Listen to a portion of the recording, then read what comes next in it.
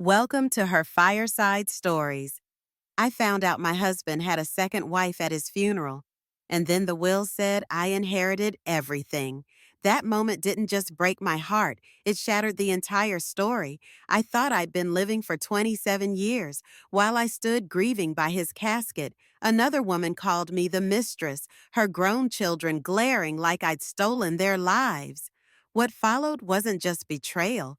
It was an inheritance drama no one saw coming. I was left with his estate, his secrets, and a choice: seek revenge or rewrite my life on my own terms. This is not just a revenge story, it's about what a strong older woman does when the truth is cruel, but the future is still hers to claim. I never thought the scariest moment of my life would come after my husband's casket was shut.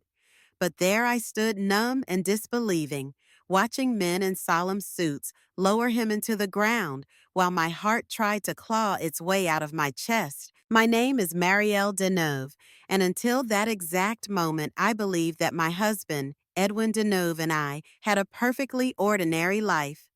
We'd been married for nearly 3 decades, going back to when he first noticed me on the quad at our small town college. My hair was then a simple shoulder-length auburn bob, but over the years I'd grown it out wavier and a few shades darker, matching the mellow comfort I found in our marriage. Edwin, for his part, wore his hair neatly parted to the side. He was proud that it barely grayed until his late 40s, and even then those silver threads only made him look more distinguished. That day at his funeral, a chill wind swept across the cemetery, as though nature itself was mourning. I watched rows of black-clad mourners holding small tissues or rubbing their arms against the cold. I recognized some of the faces: our neighbors, my old college friend Annalise, and a handful of Edwin's business associates. But across the clearing, there was one face I did not recognize. A woman around my age who stared at me with silent, piercing fury. Her dark hair was coiled into a tidy chignon at the nape of her neck, so precise it looked sculpted. Her eyes were locked on me, and even from a distance I could sense the animosity. In any other circumstance, I'd have assumed she was a grieving colleague or a cousin I'd never met. But there was a trembling tension in her gaze that made the hair on the back of my neck stand on end. I tried to look away, to focus on my departed husband, to hold on to the fleeting shreds of reality in this catastrophic loss. Yet, no matter how many times I shifted my gaze, I always felt her eyes. I should have known even before the funeral ended that my life was about to unravel in ways I could never have imagined. When the pastor finished his final blessing, I drifted toward Edwin's casket one last time. My hands were shaking as I placed a rose on top, symbolic, I suppose, of the fragile illusions that had bound my life for 27 years. Out of the corner of my eye, the mysterious woman marched forward, flanked by two grown children, a young man with tight curls in his early 30s and a woman in her late 20s whose black hair hung in a short bobbed cut. I remember thinking it strange that these two had such striking hair. The son wore his in tapered, neatly groomed coils that suggested meticulous care, while the daughter's sleek bob was almost too chic for a funeral. A hush fell over the crowd as this unknown woman, stopped barely a few feet away from me. I could feel her glaring, her breath ragged, like she was on the brink of spitting venom. Maybe it was the shock of grief. Maybe it was my own confusion, but I remember stepping backward slightly, as though physically recoiling from the anger I felt radiating from her. Then, in a sharp, clipped voice, she said something that snapped the funeral's already delicate atmosphere like a glass pane. "You should leave," she hissed, loud enough for everyone around us to hear. "You have no right to be here." People turned to look uncertain. My heart froze. There must have been some misunderstanding. Who was she? Why did she think I had no right to attend my own husband's funeral? And more importantly, how on earth did she know Edwin well enough to stand here literally spitting rage? I searched her face for any hint of recognition, but I found none. If someone had told me then that I was the outsider in Edwin's life, that I was the intruder, not her, I'd have called them insane. But the truth I would learn is sometimes too horrific to fathom. This was not just a furious stranger. She had called herself Fiona St. James, and by the time the day ended, I would understand that she was in her mind. Mrs. Edwin Deneuve, just like me. The funeral crowd dispersed awkwardly. A few longtime friends of mine tried to figure out why this confrontation was happening, but nobody dared step in.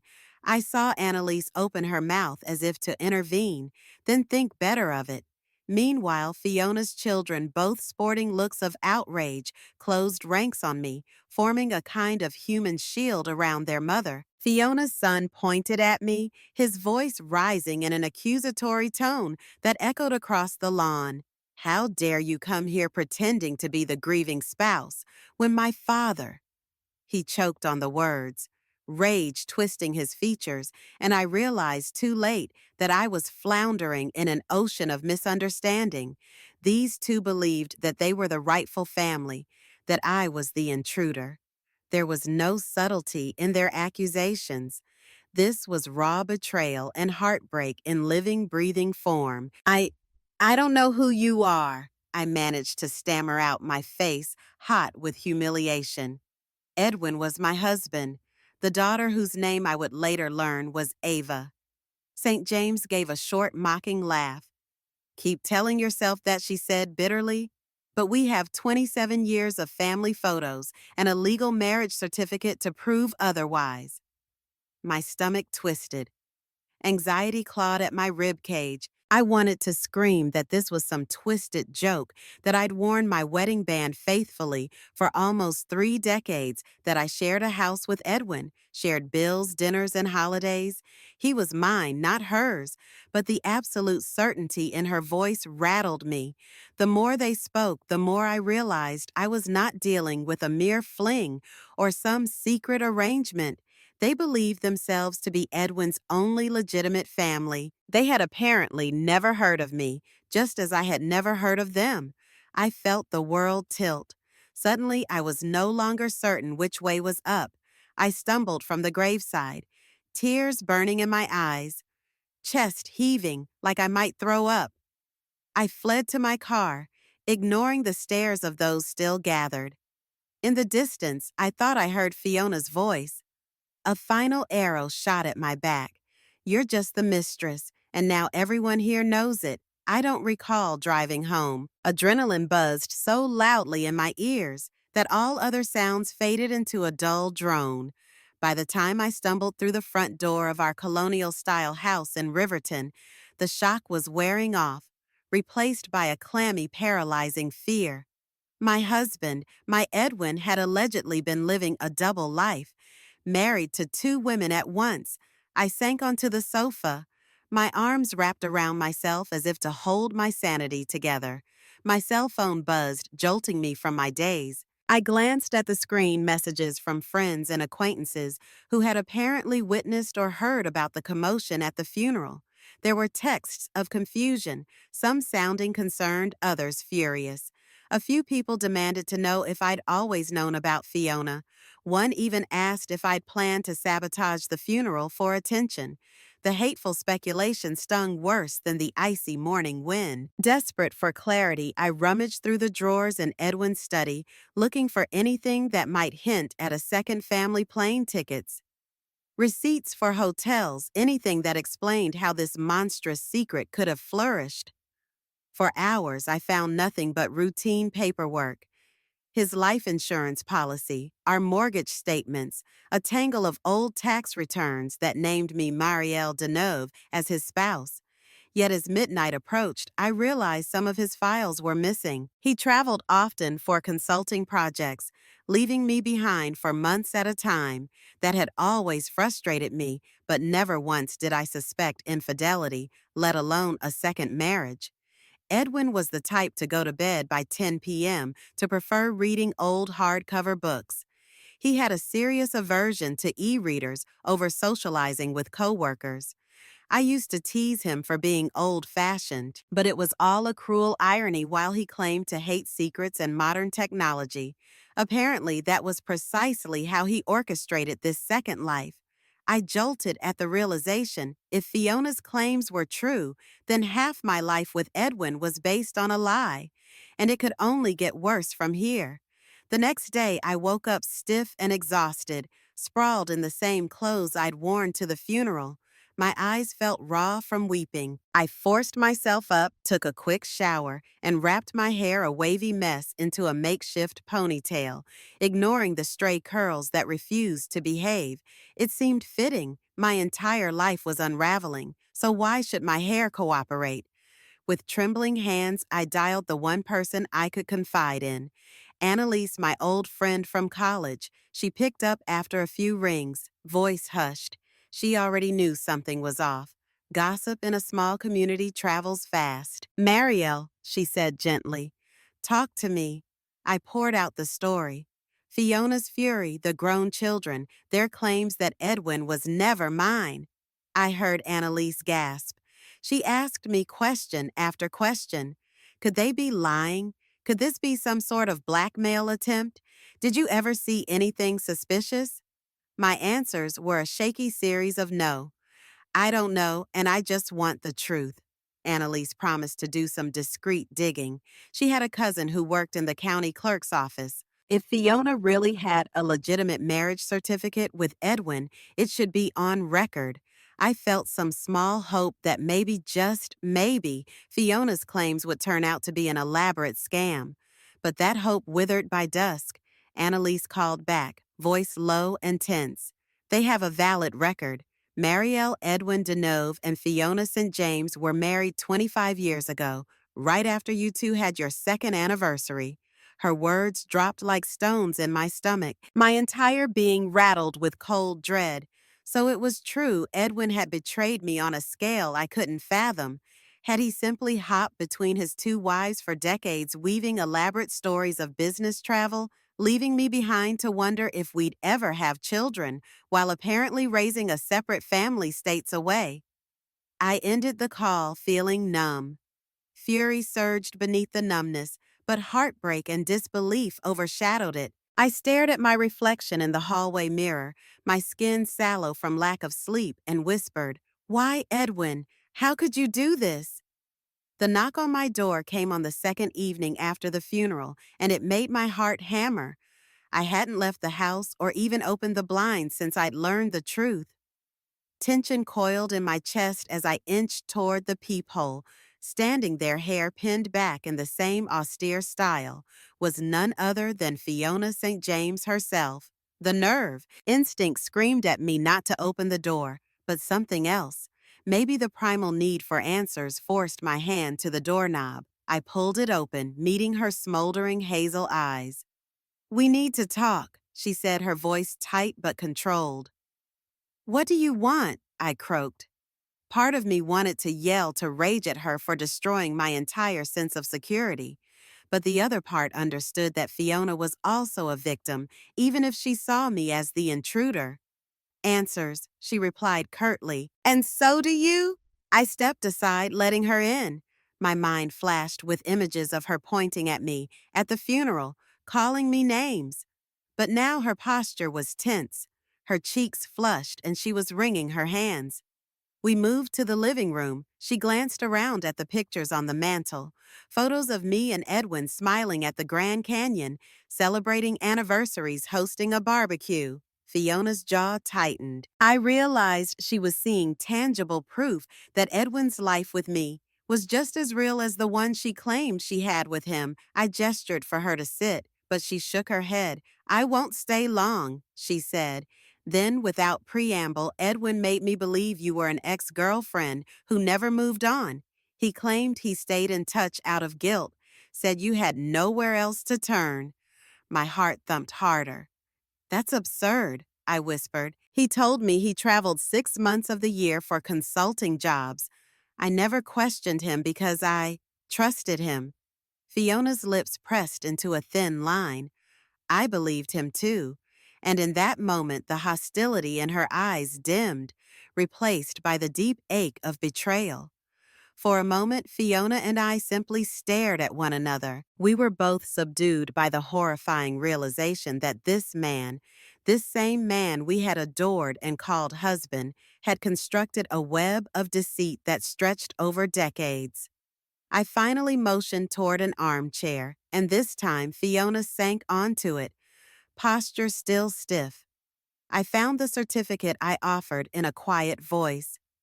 Through a friend at the clerk's office, she nodded once. So you know it's valid. A tremor worked its way through her shoulders. I've spent 2 days combing through our own financial records. Edwin did a remarkable job of hiding his tracks. For every expense or wire transfer, he had an alibi. I sank onto the sofa, a tidal wave of exhaustion pressing down on me. He told me he traveled for weeks at a time because his clients were out of state, shipping companies, or logistics firms. I never saw any reason to doubt him. He was attentive when he was home, always making me dinner, taking me on quiet weekend getaways. Fiona gave a bitter laugh. Funny, he told me he dreaded traveling and hated the hustle of city life, but it was necessary. He'd come home and act like he couldn't bear to leave again. She paused, biting her lip. Edwin gave our children everything he could except his full-time presence.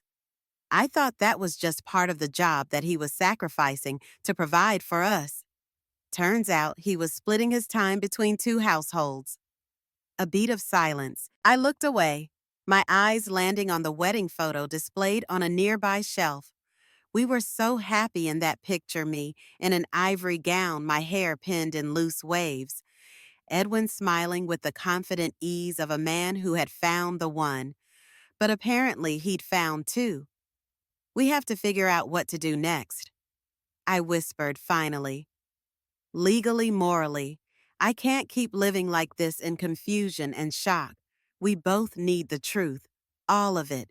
Fiona exhaled shakily. Let's start by reading the will. If the truth is anywhere, it might be there. But I warn you, Marielle, it might hurt more than anything we've faced so far. The day we read Edwin's will felt like the second funeral.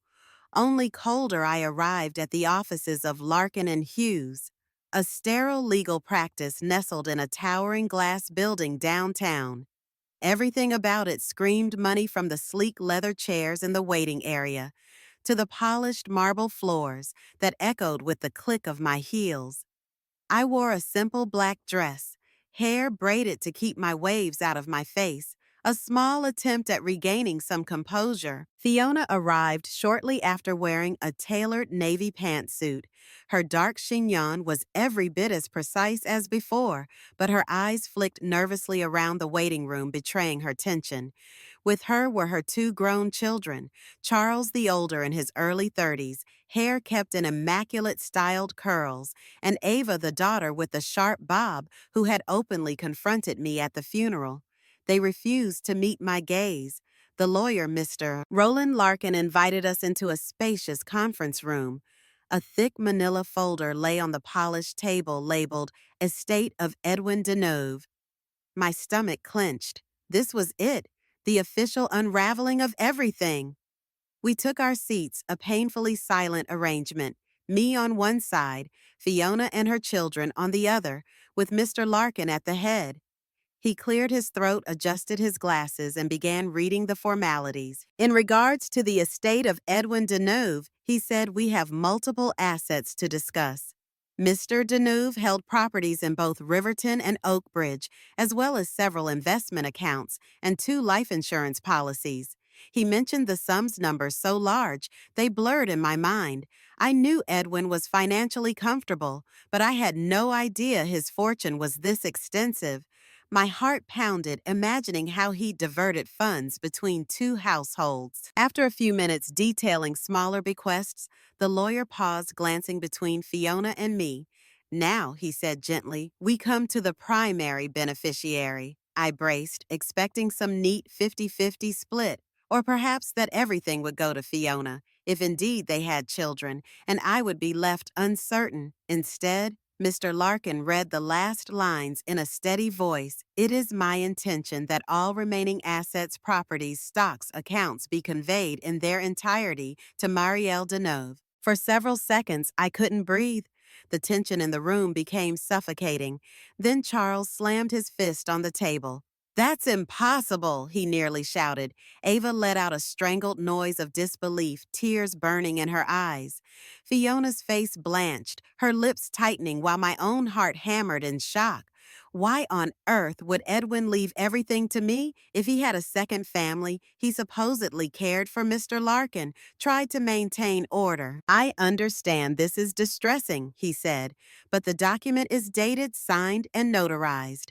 It was updated approximately a year ago to name Marielle as the sole beneficiary. This supersedes any prior arrangement. Fiona's voice shook with anger. He was gravely ill a year ago. Are you telling me he changed everything while he knew he was dying? She turned her glare on me. Did you coerce him? Threaten him? I stuttered a denial, tears pricking my eyes. I I didn't even know he was sick. Edwin never told me about any terminal illness. He said he was feeling tired, sure, but I had no idea. My words faltered. Had he known he was dying and never told either? Wife? Charles pointed a trembling finger at me. You must have manipulated him. He seethed. He'd never disinherit his real children otherwise. The lawyer stepped in. The will is legally binding. Of course you have the right to contest it, but the standard for overturning a notarized will is quite high. Unless there's proof of duress or mental incompetence, it's unlikely a court would void Mr. Deneuve's final wishes. I wanted to disappear. My face burned with shame, fury, and heartbreak all at once. A swirl of emotions rattled in my gut because I felt no triumph in inheriting anything. It felt like receiving blood money. I caught Ava's eye, and her gaze was so full of hatred that I shuddered. She saw me as the reason her father turned his back on them even in death. And I, still grappling with my own grief, had no idea how to handle the avalanche of accusations. I left the law firm in a daze, stepping onto the busy sidewalk as horns blared and city life thrummed around me. It was surreal. Pedestrians brushed past, lost in their own routines, oblivious to the war waging in my life. I felt as if I were stuck in a slow-motion film, watching the rest of the world move at double speed. My phone buzzed. A text from Annalise. Are you okay? I wanted to throw the device into traffic. How could anyone be okay after learning the man they loved had effectively stolen love from two women, fathered children without telling me, lied about half his life, and then, to top it off, left every dime of his estate to me? I trekked back to the parking garage in numb silence. My reflection in the elevator's mirrored walls startled me. Eyes, red-rimmed hair, unruly shoulders hunched in defeat. Once inside my car, I gripped the steering wheel for dear life, trying to quell the rising tide of anger, guilt, and heartbreak. There was no part of me that wanted Edwin's fortune. If anything, it felt like a curse. On the drive home, my mind circled around the question, why did he do it? Did he secretly feel more remorse toward me? Did he believe leaving me everything would somehow rectify the years of lies? Or was he punishing Fiona for reasons unknown? None of it made sense. If he truly loved Fiona and their children, why leave them with nothing? If he loved me, why not spare me this horrible discovery by telling me the truth before he died? When I reached home, I found scrawled messages on my porch. An envelope stuffed with threatening notes. Gold digger, homewrecker, fraud. My stomach twisted. Clearly Fiona's kids or someone sympathetic to them had decided to target me. Anger and fear mingled into a cold sweat. I briefly considered calling the police, but I knew these insults weren't exactly a crime. As I shut my front door, I realized I had stepped into the aftermath of a tragedy I hadn't caused but was being blamed for anyway. That night, I retreated to the bedroom Edwin and I had once shared. The ghost of him lingered in every corner, the scent of his aftershave, the neatly stacked books by his bedside. My mind flashed back to the last conversation we'd had before he left for what he called another consulting project. He had sat on the edge of the bed, his broad shoulders slumped in fatigue. He told me he was just feeling run down. I'd even insisted he see a doctor. He shrugged, promising he would. Then he pressed a gentle kiss to my forehead, telling me not to worry, that he'd be back soon. I wondered now if that moment had been one of the many times he was heading to Fiona's house. Maybe that was when he was truly sick, dying, and had chosen not to tell me, or tell her I thought about how horrifying it must have been for him to maintain two lives during a terminal illness. Had he visited two different doctors spinning separate stories, so neither wife discovered the truth? The deception would have been staggering. I collapsed onto the bed, tears burning hot behind my eyelids. I wasn't just grieving Edwin, I was grieving the life I believed we shared. Were our anniversary trips real? The silly inside jokes. The nights we danced in the living room with the radio turned low. Now everything seemed contaminated. Sleep came in fitful bouts, and I woke before dawn feeling a hollow ache. In that darkness, I recognized something new bubbling inside me, a fierce need to do something. Let people talk. Let them accuse me. Let them question my integrity. I knew the truth. I had never knowingly been a mistress. I refused to cower. It was time to prove I was more than Edwin's unsuspecting pawn in this twisted story. I spent the early morning hours collecting all the documents in the house that bore his name. Then I contacted a financial advisor. If I truly controlled his estate, I needed to see how the money was allocated. But as I waited for calls back, a single unsettling thought took root. Fiona and her children had a rightful claim to some part of Edwin's legacy. That sense of responsibility clashed with my resentment at their hostility, but it refused to go away. The more I thought about it, the more complicated it became. Morally, did Fiona deserve half? Did the children deserve a share of what Edwin left behind? If this were a typical scenario of a legally recognized family, yes, they would. But the law recognized me, not them, at least not in the will. It felt like a cosmic joke. I decided to meet with a new attorney, Jacqueline Moore, recommended by a friend.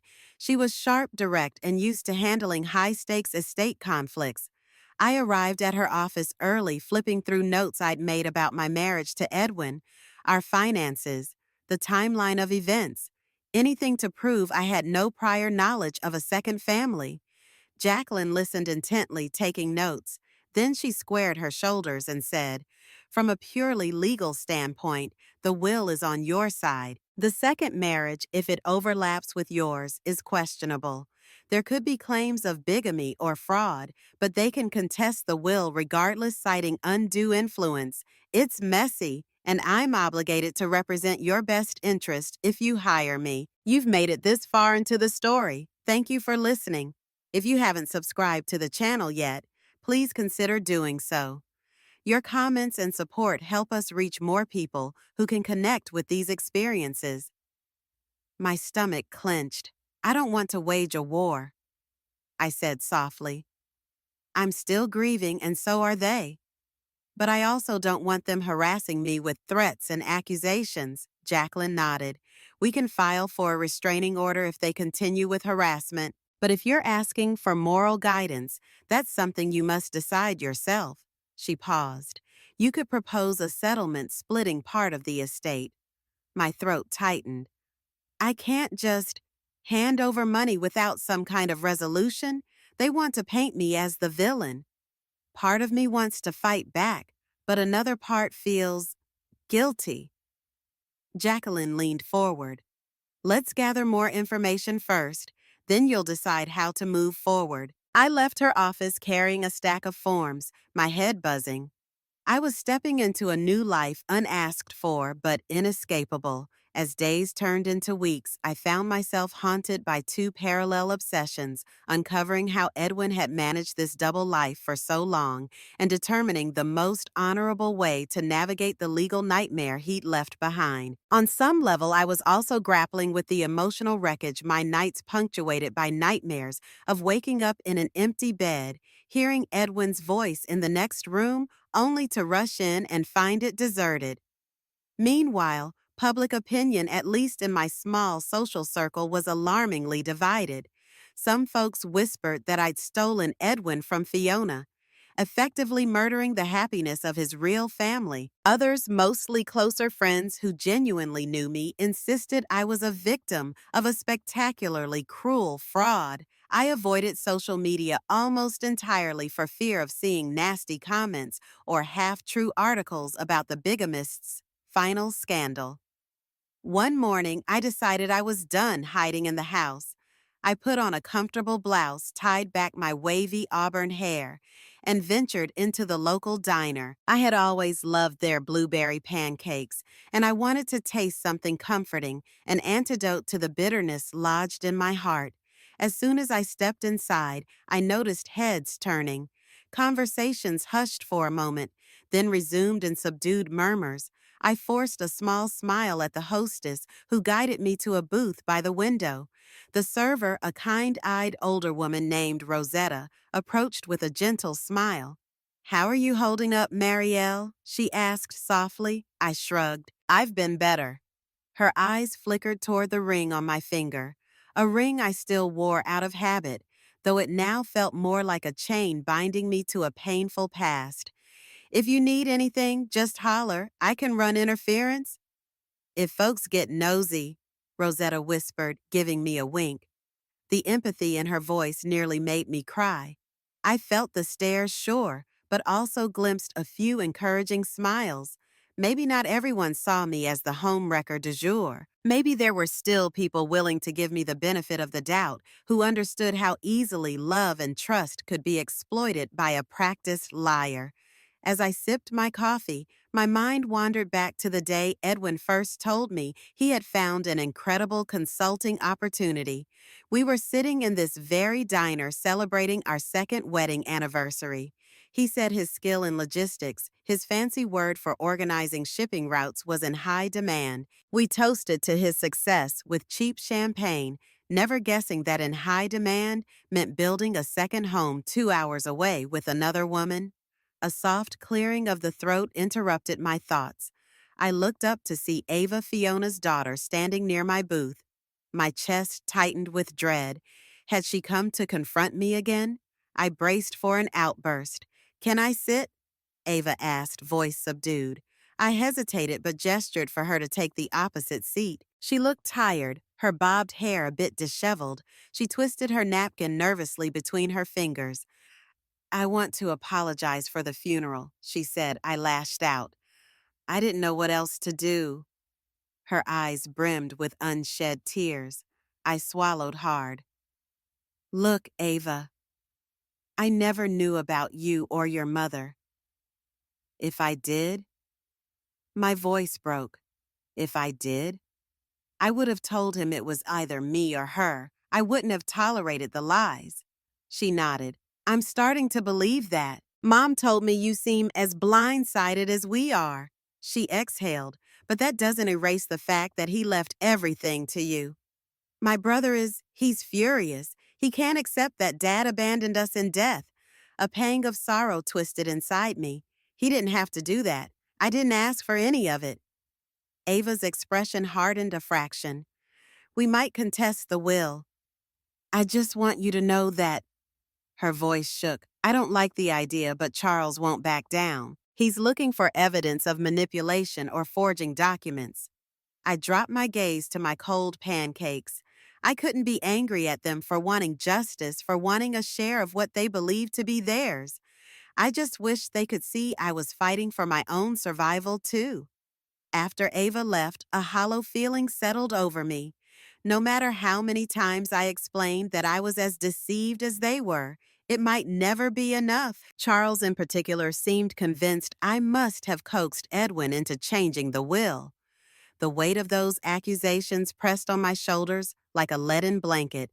A week later, the dreaded official summons arrived. Fiona St. James and her children were contesting Edwin's will. I found the notice in my mailbox, an envelope stamped with the emblem of their law firm.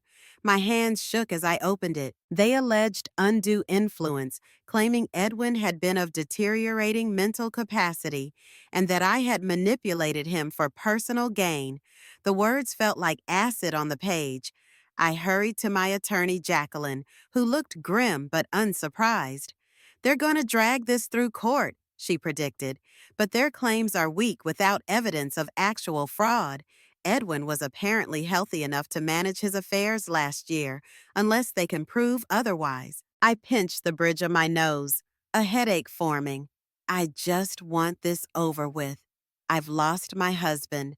I've lost my sense of peace.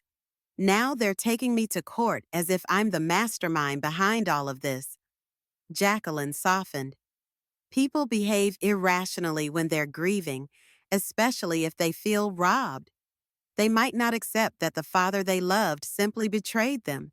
That thought stung. Edwin's betrayal extended so far beyond me. He'd built relationships on falsehoods, then left a bomb in his wake. I realized with a bitter tinge that perhaps he'd known exactly what he was doing. Maybe leaving everything to me was some last-ditch effort at redemption in his mind, a grand apology that only sowed more chaos. My heart was heavy as I left Jacqueline's office. That night, I tried calling Fiona. She didn't answer, but I left a message. "We need to talk, all of us. This can't just be a legal tug of war. Please, for everyone's sake, can we sit down before this escalates?" I doubted she'd call back, but the next morning she did. When I saw her name on my phone's screen, my stomach twisted. Her voice was quiet, subdued. "I'll meet with you," she said. "Charles thinks it's a trap, but I can't stand this hatred anymore. I'm tired of feeling like I didn't know my own husband." We agreed to meet at a modest cafe halfway between our towns, a neutral space. To avoid an audience, we chose a small table in the back corner, far from the windows. My hands trembled around my coffee mug, the steam fogging my glasses.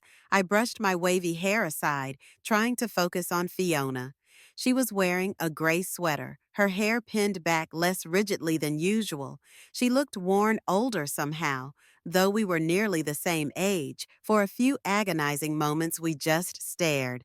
Then Fiona said, "Thank you for calling. We're not in a good place." I swallowed. "I know. Neither am I." She leaned forward. "Charles insists you took advantage of Edwin's illness, that you forced him to sign those papers." Her eyes darted around as if the weight of the cafe's silence was pressing on her.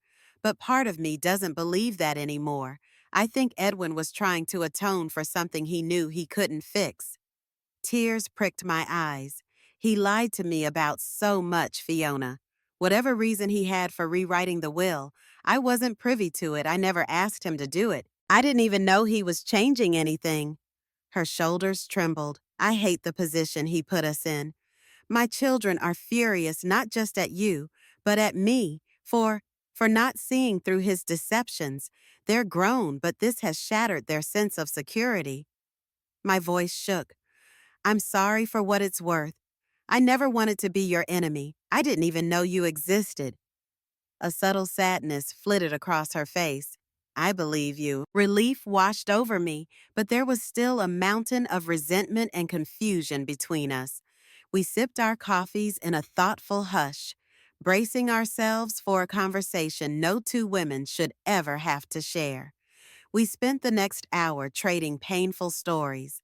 Fiona spoke about her wedding day with Edwin, how they'd eloped in a small chapel, just the two of them. She had worn her hair in a short, curly style back then, only to grow it longer in the hopes of a fresh start when life got difficult. She described the delight of raising their children, Charles and Ava, even though Edwin was often absent. He swore his work was seasonal, that the big shipping deals clustered in 6-month stints. She said bitterly, "I felt like I was hearing my own life story in reverse. Edwin had told me the same thing, but reversed 6 months of the year he'd be gone." I used to wait anxiously for his return, planning quiet nights at home where we'd watch old black and white films. Fiona's face tightened as I described how he cooked me dinner by candlelight whenever he was home, whispering how he loved our peaceful life. She pressed her lips together. He told me he hated traveling, that he was only doing it so we could eventually buy a dream home. For years, I believed him. Now I realize I was the other woman just as much as you were. My eyes burned with unshed tears. This is insane. How can a man split himself so cleanly, lying to both wives without either of us growing suspicious? Her gaze dropped.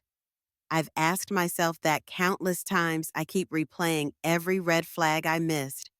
But he was very convincing. A wave of empathy rolled through me for this woman who'd been just as deceived. We were both casualties of Edwin's elaborate lie. Two separate homes, each thinking we were the only one. Eventually, the conversation circled back to the contested will. Fiona admitted she had no idea why Edwin left everything to me. She suspected a twisted sense of guilt that he'd built a stable family life with her and wanted to compensate me for the years I'd lived childless. It was speculation, but it resonated darkly. I reached across the table, hand trembling. Fiona, I said, I don't want to fight you or your children. I'm not sure what to do next, but I know this: we don't deserve to hurt each other because of Edwin's choices. Fiona exhaled shakily, meeting my eyes with a hint of gratitude. I just need to protect my kids, she said softly. They've lost their father and now they feel stripped of any inheritance of legitimacy. It's eating them alive. I nodded. I understand. And I realize the law may be on my side, but morally, it's not that simple. I'm not sure how to fix this, but maybe we can find a compromise. We parted with no concrete agreement, just the acknowledgement that we'd try to avoid making each other's lives more miserable than Edwin already had. As I drove home, I dared to feel a faint spark of hope. If we could keep open lines of communication, perhaps we could salvage some semblance of peace. That evening, I finally did something I'd avoided. I ventured onto social media. My stomach turned at the rash of hateful comments on local news articles, referencing the bigamist's fortune and the spineless mistress. But among the vitriol, there were a few voices calling for empathy, for a measured understanding that I might be just as much a victim. Those tiny beacons of compassion gave me the courage to breathe. Thank you for staying with us through this gripping story. If you're enjoying the content, please subscribe and share your thoughts in the comments. Let us know your perspective. We want to hear your voice. The next week, my attorney informed me that the hearing to consider Fiona's family's contestation of the will was scheduled for a month later. I felt a constant knot in my stomach at the thought of testifying in court, of facing Charles and Ava's accusations under oath. I wondered if Fiona would stand by them, or if she would speak on my behalf now that she understood the truth. Some nights I dreamed of Edwin standing at the foot of my bed, apologizing with tears in his eyes. I'd jerk awake, heart pounding, feeling both rage and longing. No matter how many tears I shed, nothing could resurrect him to answer for his sins. In the weeks before the hearing, I focused on finding pockets of normalcy. I joined a local yoga class to calm my mind. I let my hair grow a bit longer, discovering that the messy waves were a sort of liberation. No more carefully styling them for a husband who was never who he claimed to be. Small steps, but they reminded me I was still alive, still capable of forging a future out of this train wreck. Fiona and I stayed in sporadic contact via text. She told me Charles was doubling down, determined to prove I'd coerced Edwin. Ava was caught in the middle, torn between her mother's slow acceptance of me and her brother's unwavering anger. The tension in their house was palpable, and Fiona sounded exhausted.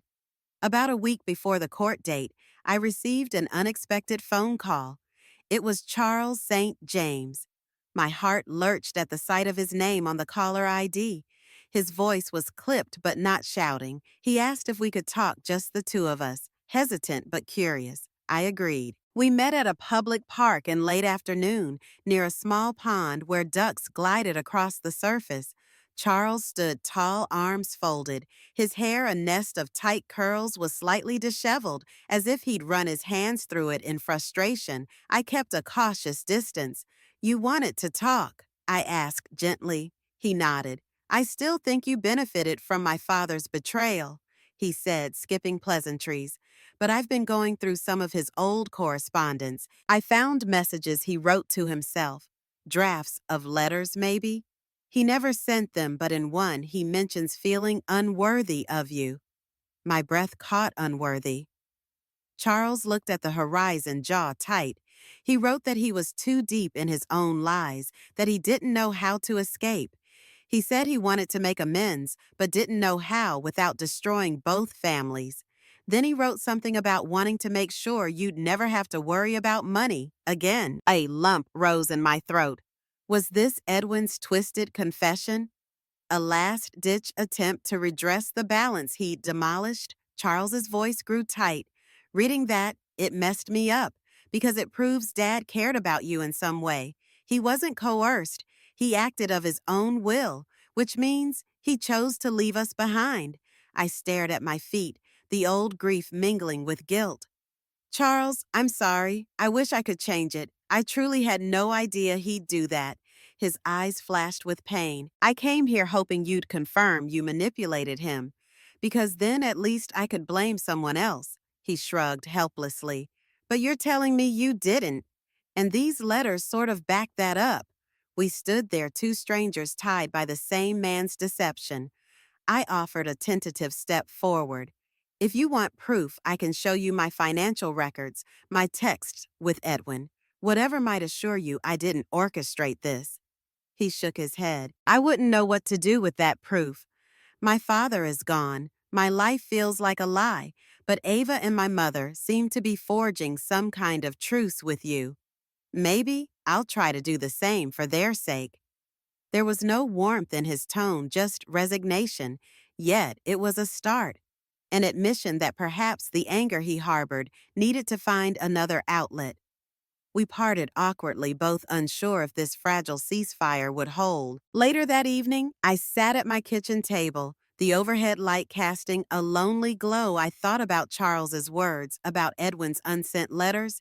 It was clear he had felt remorse, but remorse without honesty had only wreaked more havoc.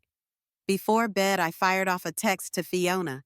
"Thank you for trying to see my side. Charles spoke to me today. Maybe there's hope for us to resolve this without tearing each other apart." A few minutes later, she replied, "Let's pray the court sees the truth. I don't want a war either."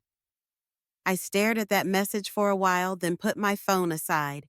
In the silent house Edwin had once called home, I felt the invisible weight of his absence and the unrelenting echo of his lies. The day of the hearing arrived faster than I expected. I sat in the corridor of the courthouse, heart pounding as I awaited our turn before the judge. Fiona and her children occupied a bench on the opposite side. She offered a tentative, sad smile. Ava nodded politely. Charles kept his gaze on the floor. Finally, a court officer led us into a modest courtroom.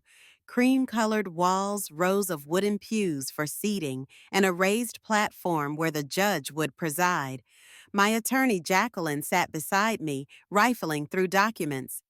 Fiona's family had a stern lawyer, a man who looked as though he specialized in high-stress cases. After preliminary formalities, the judge asked if there was any new evidence to support the claim that Edwin was mentally incompetent or coerced when he revised his will. Their lawyer presented partial medical records showing Edwin had been diagnosed with a terminal illness, but the records indicated his cognitive functions remained intact. Next, the judge asked if they had proof of undue influence, the saint. James' lawyer pointed to me, citing suspicious timing and my lack of knowledge of the diagnosis. Jacqueline countered with depositions from Edwin's doctors, stating that while he was physically deteriorating, his mental clarity was never questioned. She also produced texts that showed how genuinely oblivious I was to his health status. The judge listened patiently. eyes narrowed occasionally, scribbling notes. When the arguments finished, he leaned forward. This is a deeply unfortunate situation. I see no conclusive evidence of undue influence. The decedent made a legally binding will. Unless new and compelling evidence arises, the court cannot override his final wishes. A hush fell. My pulse thundered in my ears. Charles and Ava looked stricken. Fiona's face was resigned. The judge concluded the hearing by stating we could proceed to a trial if they insisted on pressing the matter, but it seemed unlikely they'd succeed. In the corridor afterward, Fiona's lawyer quietly advised them that a full trial would be costly and probably futile. I watched their expressions, a mix of heartbreak and frustration. Then, unexpectedly, Charles turned to me, tears glistening. "You win," he said. "Congratulations." It stung more than any victory I could imagine. Before anyone could say another word, Charles strode down the hallway, leaving Ava torn between following him and staying with Fiona. Ultimately, she rushed after her brother, calling his name. I stood there feeling simultaneously relieved and hollow. That was it, then the court had essentially upheld my inheritance, but the damage was irreparable. Fiona approached. "I'm sorry," she said softly. "This isn't what I wanted." My throat tightened with empathy. "Neither of us asked for this." She sighed. "Charles will need time. He's furious at Edwin, furious at this injustice, but lashing out at you won't change the past." My attorney joined us, cautioning me to be mindful of any further litigation. Fiona rubbed her temples, looking weary. "I'm going to talk to them. Maybe we can figure out a way to move forward."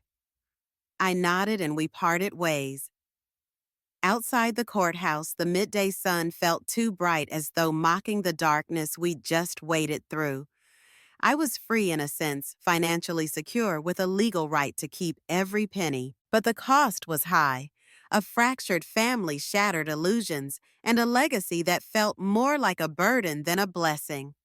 That evening, as I walked through the hushed rooms of my house, I imagined Edwin's presence in every shadow. I saw the empty closet where his clothes once hung, recalling how I'd discovered he had a near-identical wardrobe in another city. Dress shirts, ties, everything. I passed the bookshelf crammed with novels he claimed he'd read on his business trips. Now I wondered if he'd actually been reading them at Fiona's house, or if that was yet another half-truth. I paused at the mantel where I kept our wedding photo. Tentatively, I picked it up, gazing at my younger self, my hair pinned in an elegant chignon, wearing a hopeful smile. Edwin was beaming beside me, looking like the happiest groom on earth. With trembling fingers, I set the photo face down. He had turned my life into a labyrinth of secrets, yet somehow, here I was emerging from the maze, with all the gold forced to carry the guilt and heartbreak for everyone. A few days later, I found an unexpected letter in my mailbox, handwritten, no return address, but the slanted scrawl was clearly Fiona's. My hands shook as I opened it. The note was brief yet poignant. "Marielle, I spoke to Charles and Ava. They're angry, but I'm convinced they'll come around eventually. This might be the last time I reach out for a while. We need to heal. I wanted you to know I bear you no ill will. You and I were both deceived, and I'm sorry for every harsh word I threw at you when I believed you were the other woman. If you ever need to talk, my phone line is open. Fiona." I exhaled, relief washing over me like a cool wave. This didn't mend everything, but it was a start. I typed a text to her, thanking her for the note, saying I understood the need for space. I also mentioned I was open to discussing any kind of financial settlement if she or the kids ever wanted that option. After all, I wasn't comfortable hoarding a fortune that had once been meant for them too, even if I had the legal right. But Fiona responded with a simple, bittersweet refusal. Edwin made his choice. The money won't bring us peace. In the days that followed, I grappled with what to do about the estate. I found a new sense of clarity after visiting a local women's shelter. The director there was a vibrant woman who had a bright red pixie cut. She told me about their struggles to maintain funding. Something tugged at my heart, reminding me that I had the means to help others who'd been blindsided by life's cruelties. I made a sizable donation in my name, well, partially in Edwin's name, too. Despite the betrayal, I wanted some good to come from this twisted legacy. When the shelter director thanked me with tears in her eyes, I felt a lightness I hadn't felt in months, like a burden lifting, if only a little. In the ensuing weeks, I quietly distributed portions of Edwin's fortune to charitable causes. I didn't publicize my actions, nor did I mention it to Fiona or her children, uncertain if it would soothe or offend them. But every time I signed another check, I felt as though I were shedding part of Edwin's guilt, like a snake discarding old skin. Still, my nights remained restless, haunted by dreams of the life I thought I had, the life I lost, and the uncertain path ahead. One particular evening, I decided to start a personal journal, documenting every emotion, every memory, good or bad. I wrote about the day Edwin and I met, about the small ways he used to show love, about the lonely nights when he was on business trips. I wrote until my hand cramped, tears smudging the ink. If you've stayed with this story, thank you. We invite you to subscribe to the channel for more narratives that explore the intricacies of love loss and human resilience. Your input in the comments is invaluable. Tell us your thoughts, share your own experiences, or simply offer support. Healing, as I learned, is not a straight line. Some days I felt almost normal, as if the entire ordeal were a nightmare I'd finally awakened from. Other days, a single mention of Edwin's name sent me spiraling into anger or sorrow. At one point, I contemplated selling the house to fully start over. The memories here felt both precious and poisoned. Then, out of the blue, I received a text from Ava. "Mom told me about your donations. I'm not sure what to think, but thank you for trying to help others. I hope you find peace." I sat on my living room floor, phone in hand, tears slipping down my cheeks. There was no apology for her earlier outbursts, nor did I expect one, but her words hinted at something less than hostility. Maybe in time the raw wounds could form delicate scars, reminders of pain endured but not open gaping wounds anymore. Selling the house might still happen someday, but for now, I wanted to confront the memories head on. I placed the wedding photo back on the mantel, not as a tribute to Edwin, but as a symbol of what I had survived. One crisp Saturday, I mustered the courage to drive out to the cemetery where Edwin was buried. I brought no flowers. I wasn't sure if it was disrespectful or appropriate, but I felt no obligation to leave tokens of affection. Instead, I stood by his gravestone, reading the etched letters of his name, Edwin Deneuve, beloved husband and father. A dark laugh escaped me as I thought how that epitaph could never capture the layers of betrayal he'd orchestrated. Beloved was true in the sense that we both loved him. Fiona and I perhaps too blindly. And yes, he was a father, though not to any child we shared, but to children I never knew existed. I closed my eyes, letting the autumn breeze tug at my hair. For a moment, I spoke aloud, imagining Edwin could hear. I told him I was furious, that I felt cheated, that I felt robbed of the chance to truly grieve him without the poison of his deceptions. Then I told him I forgave him, not in a grand sense, not because he deserved it, but because I deserved not to carry the burden of resentment any longer. I stood there for a long time, letting the leaves swirl around my ankles, tears running down my cheeks. When I turned to leave, I glimpsed a lone figure standing beneath a nearby oak tree. My stomach fluttered, suspecting it might be Fiona. But as the figure moved closer, I realized it was actually Ava, her face pale and serious. We regarded each other across the rows of headstones. She hesitated, then approached quietly. We ended up standing side by side in silence, the shared presence of a man who lied to both of us, carved into marble at our feet. Ava didn't say much. She just murmured, "I miss him even now." I managed a nod, voice trembling. I know I do too. We parted without formal goodbyes. But in that fragile moment, there was a sense of understanding between us. We were both grieving someone who never truly existed in the way we believed. And in that shared grief, we found a tiny shard of common ground. In the following months, life settled into a new normal. I sold off some of Edwin's assets, choosing to keep only the things that felt personally significant. My home, a small cabin we once visited for weekend getaways, and a modest savings account. The rest I either donated or invested in charitable organizations, quietly transforming the fortune of a deceiver into opportunities for those in need. Fiona and I spoke sporadically. Once she invited me over for coffee, I was hesitant, but I went. It was surreal entering the house she'd shared with Edwin. Photos of her children lined the walls. There was a portrait of Edwin and Fiona in formal attire, presumably at some work event, and a candid shot of him playing basketball with Charles. I recognized the grin on Edwin's face. He wore the same smile I remembered from our vacations. We spoke about everything but the court case, her children, how they were adjusting, how Ava had visited Edwin's grave. We even talked about our hair.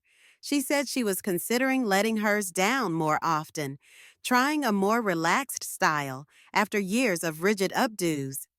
I suggested a small salon in town.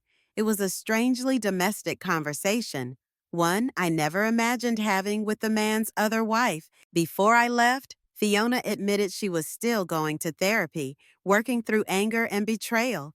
She recommended it to me, and for the first time, I considered it seriously.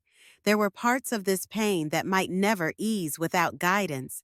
On my drive home, I felt a certain lightness. Edwin's betrayal had forged a bond between two women who might otherwise never have crossed paths. We were far from friends, but we had built a bridge of mutual empathy in a way that was the only redemptive thread in this entire saga. That night, I sat in bed with the lamp on, flipping through an old journal I'd started before the funeral, reading my naive hopes for retirement with Edwin. Tears burned, but they didn't consume me. I was stepping out from under his shadow bit by bit. Time passed in gentle steps. I eventually found a therapist who helped me unpack the myriad emotions: grief for the husband I thought I had, fury at the man who lied, guilt over inheriting what should have been divided, and gratitude for the clarity and independence I'd gained. Week by week, the knots of resentment loosened. I started feeling lighter. I transformed the house, painting walls a fresh, soothing color, rearranging furniture, and adding new art that spoke to my evolving sense of self. The old wedding photo remained on a shelf in the den, not out of longing, but as a testament to my survival. My hair grew longer and wavier than ever, a small external sign of the internal changes.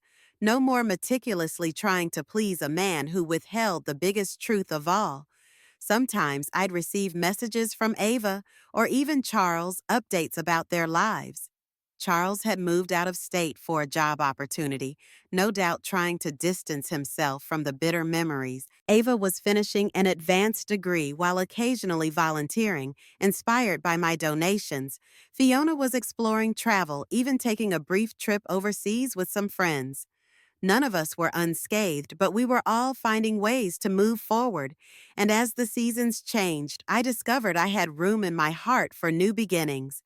I adopted a rescue cat named Luna, a gray tabby who purred incessantly whenever I petted her. I started hosting small dinner gatherings with a few local friends, forging a fresh sense of community. I visited that cabin Edwin and I once enjoyed, breathing in the pine-scented air without the heavy cloak of sorrow. Was I fully healed? No, there were still nights when I woke up in tears, angry at the man who never gave me a choice in how I loved him. But I no longer felt defined by his lies. I had learned to hold pain and hope in the same breath, to acknowledge that nothing is guaranteed and that truth can sometimes lie hidden in the most familiar faces. At husband's funeral, I discovered his secret. Second Family turned out to be more than a tragic headline. It became the crucible from which I emerged, stronger, more compassionate, and fiercely determined to shape my own fate. Thank you for joining her Fireside Stories for this deeply emotional journey. Mariel's story shows that even the darkest secrets and greatest betrayals can pave the way for resilience, forgiveness, and new beginnings. Life isn't always fair, but it always offers choices. And Marielle chose to rewrite her story from heartbreak to healing. If you found hope or meaning in this tale, please give this video a thumbs up and make sure you subscribe for more heartfelt stories. Your support helps us continue sharing meaningful, moving narratives with listeners everywhere. Now, I'd love to hear from you. How do you feel about Marielle's decision at the end? Would you have done the same in her shoes? Leave your thoughts and let me know from which corner of the globe you're listening. Until next time, keep the fireside warm and your heart open to the powerful stories life offers.